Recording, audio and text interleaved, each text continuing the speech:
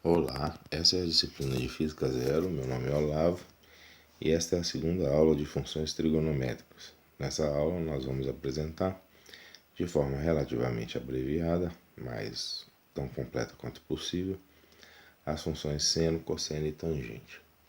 Nós consideramos essas como sendo as funções primárias da trigonometria e as outras funções que podem ser derivadas dela, como secante, cossecante e cotangente, como sendo funções realmente derivadas. Vamos então começar lembrando quais foram as nossas definições dessas funções, ou seja, em que eixo essas funções estão definidas.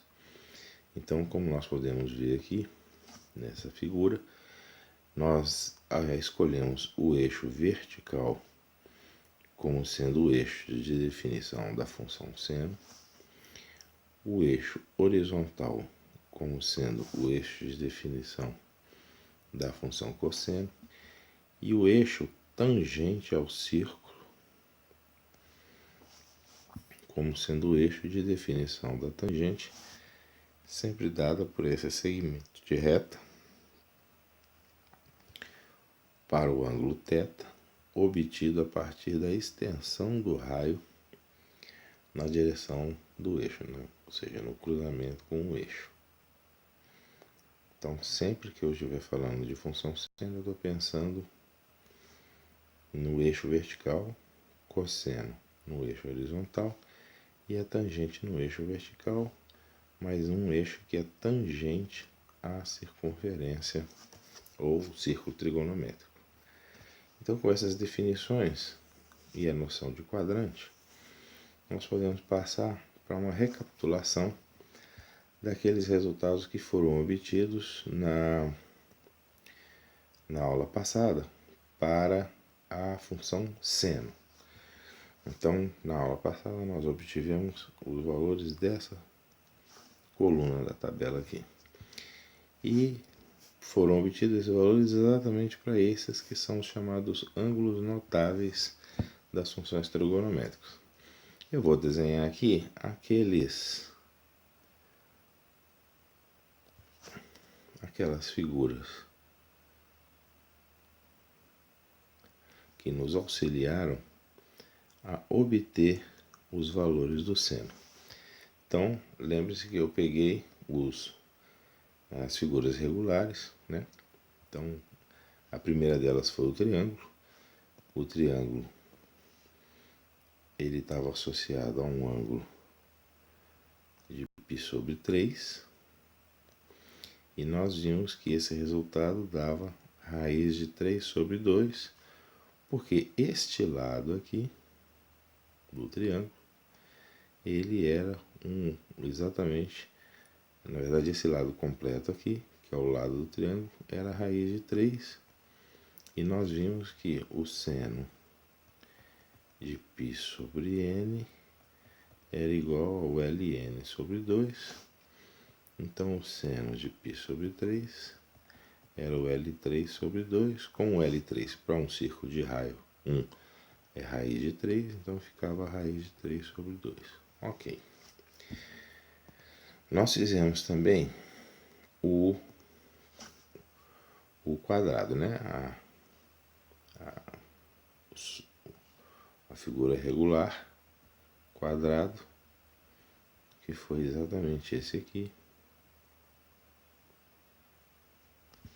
que era então a figura que gerava ou estava associada ao ângulo π sobre 4. Então vejam que novamente nós temos seno de π sobre 4 é igual a L4 sobre 2. Mas nós vimos que no caso de π sobre 4, 45 graus, esse lado é igual a esse. Então, na verdade, essa diagonal a gente sabe que é R.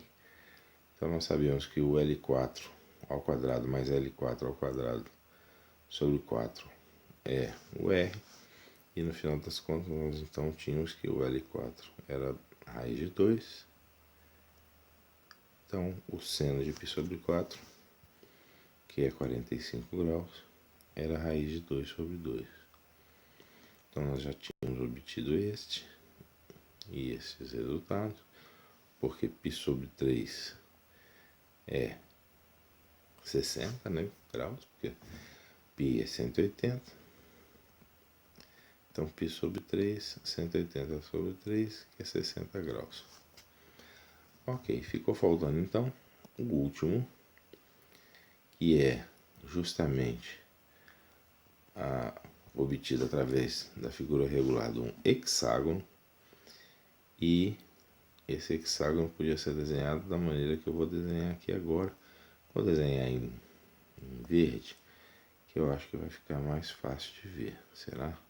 Não. Vamos desenhar em preto então. Vem aqui, aqui,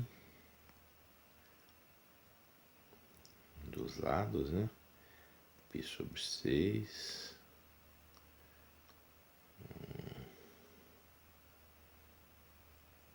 Melhor fazer assim, aqui, aqui, para deixar sempre esse lado aqui como sendo dividindo os dois lados, que foi como nós pensamos na demonstração dessa propriedade. Então aqui, aqui e aqui. Vou fechar isso aqui melhor. Então este ângulo aqui, perdão, aqui, né? Este ângulo aqui era o ângulo associado ao hexágono, 6 lados, então π sobre 6, ou seja, seno de π sobre 6 é igual ao L6 dividido por 2, só que o L6 nós vimos, ele tinha aqui R, R, R. Como R é igual a 1, o L6 era igual a 1, e então o seno de π sobre 6 era igual a meio. Π sobre 6 é 180 sobre 6, que é 30. Então, seno de 30 igual a meio. Ora, uma vez que nós tenhamos obtido o seno, existem várias maneiras possíveis para se obter as outras funções, como por exemplo o cosseno e a tangente. Existem meios algébricos, existem meios geométricos para se obter essas funções. O método algébrico talvez seja o mais simples, seria simplesmente lembrar que esse é um círculo trigonométrico, o raio é igual a 1, e nós estamos medindo para qualquer ponto sempre o seno na vertical e o cosseno na horizontal. Então nós temos que seno ao quadrado, que é um dos lados, mais cosseno ao quadrado, tem que ser igual à hipotenusa, mas a hipotenusa nós sabemos que é o raio, que é igual a 1. Então nós podemos usar esta propriedade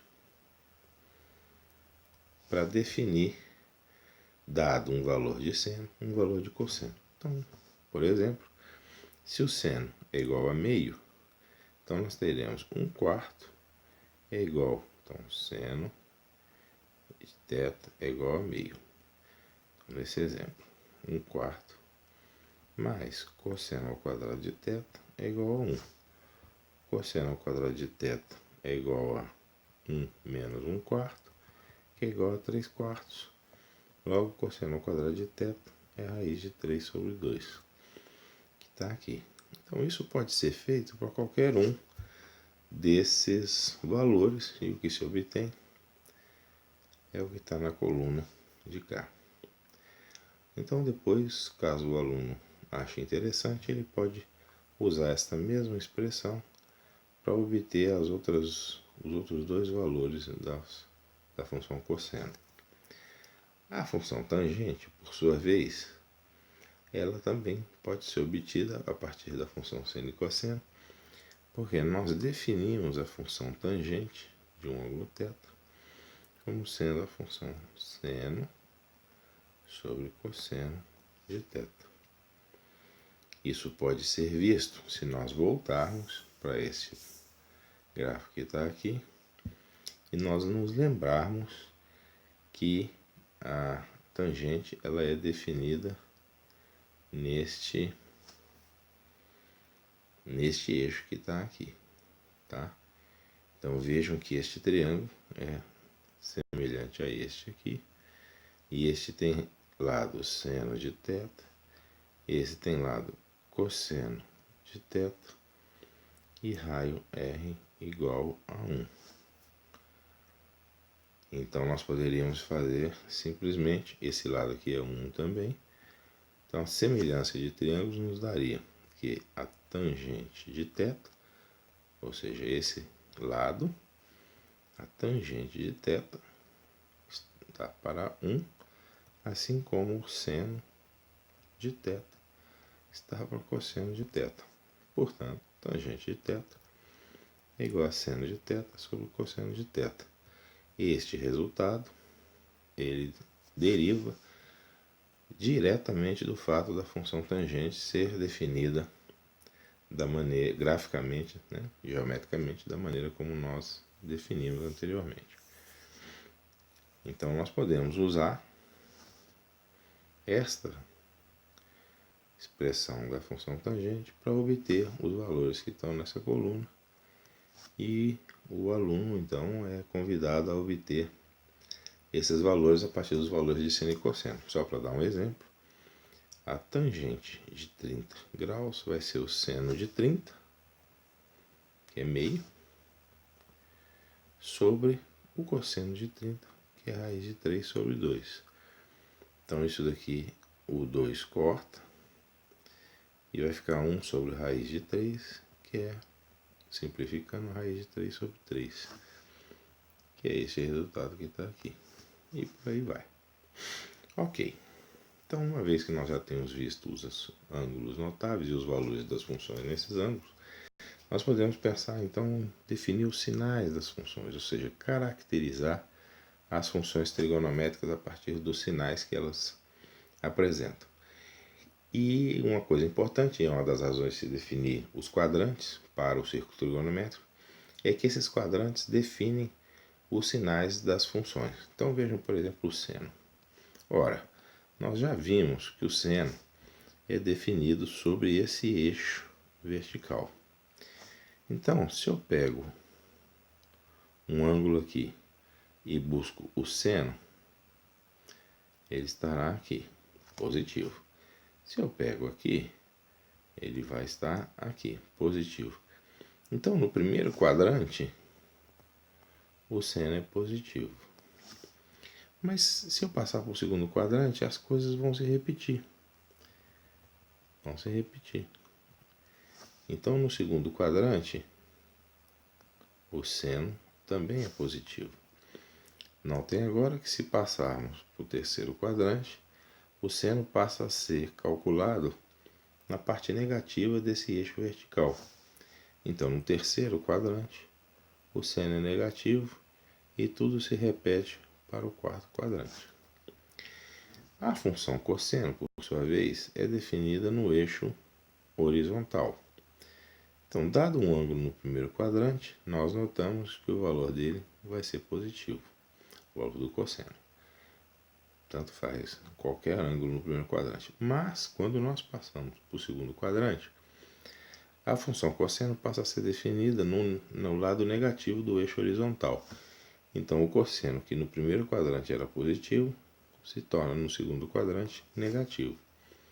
Vejam que ele permanece negativo no terceiro quadrante, continua negativo, e quando passa para o quarto quadrante, vejam que ele volta a ser positivo. Então, continua negativo no terceiro e volta a ser positivo no quarto.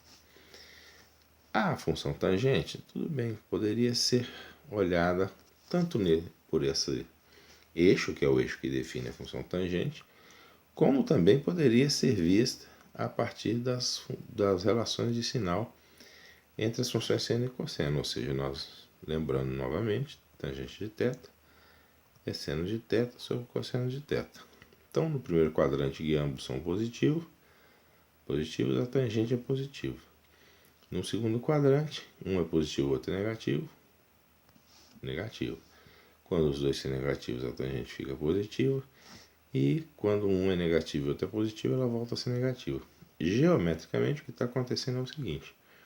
Para este ângulo θ, fazemos a projeção e veja, a tangente é positiva. O mesmo vale para esse outro ângulo θ, vou chamar de φ aqui. A tangente é positiva também. Vejam que acontece uma coisa importante quando nós chegamos exatamente em π/2. A reta se torna uma reta paralela à reta que define a tangente. Então elas não se encontram nunca. Se não se encontram nunca, nesse ponto aqui a tangente não está definida. Ela vinha crescendo, crescendo, crescendo. Quanto maior a declividade aqui, mais o cruzamento, mais alto se dá o cruzamento. Então, em π/2, nós dizemos que a tangente vai para o infinito, em π/2. Mas quando ela passa um pouquinho de nada de π/2, ela passa a ser definida no eixo negativo. Então, no segundo quadrante, ela se torna negativa. Ela continua negativa, até que quando chega no valor de π, ela se torna nula, né? Ó, a projeção aqui é nula. Quando passamos para o terceiro quadrante, vejam que aqui a projeção não vai ser para esse lado, evidentemente. A projeção vai ser para esse lado daqui. E ela continua sendo positiva. Então, no terceiro quadrante, ela volta a ser positiva. Aqui, de novo, há um problema de singularidade, 3π/2. E a função então se torna infinita. Mas veja, ela está aqui, infinito positivo de novo, né? Cada vez mais positiva. E ela aqui então fica positivo infinito. Então 3π/2 vai para o infinito de novo. Nesse ponto, logo em seguida, ela está lá embaixo. Então ela deu um ponto do mais infinito para o menos infinito. E aí ela fica negativa e continua negativa no quarto quadrante até voltar ao valor zero. Então esses são os sinais.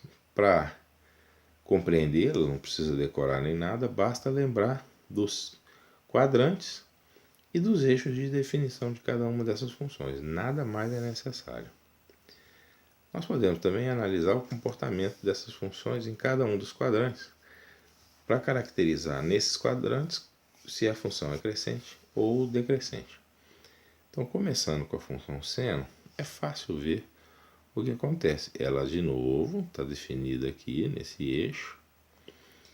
E nós sabemos que se nós formos aumentando os eixos, o valor dos ângulos, nós vamos conseguindo valores do seno cada vez maiores. Então, nesse quadrante ela é crescente. No primeiro quadrante ela é crescente. Quando nós passamos por segundo quadrante, ela cresceu até 1 e agora ela começa a decrescer. Vai nessa direção até 0, ou seja, ela vai de 1 até 0, e, portanto ela é decrescente no segundo quadrante. No terceiro quadrante, lembre-se que esses números agora são negativos. Ele cresce, mas cresce negativamente. Então a gente sabe que na verdade ele vai do valor 0 até o valor menos 1, e ir do 0 até o menos 1 significa permanecer decrescente. Ela está crescendo em módulo, mas está decrescendo em valor normal.